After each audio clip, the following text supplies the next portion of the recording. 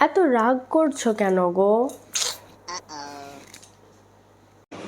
না, আমি তোমার কোনো কথাই শুনতে চাই না। আচ্ছা কি হয়েছে বলবে তো? উফ। আমি বর, আমার কোনো একটা মান সম্মান নেই নাকি?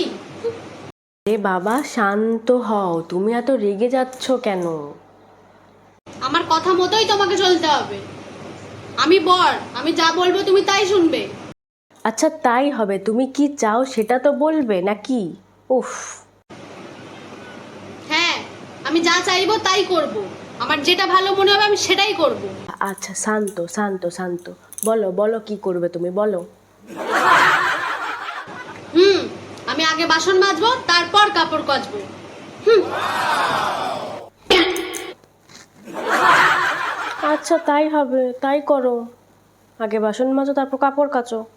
উফ। হুম হুম, ঠিক আছে। তোমার কথা মতোই সব হবে, হয়েছে শান্তি। উফ। যাও এবার কাজ করো।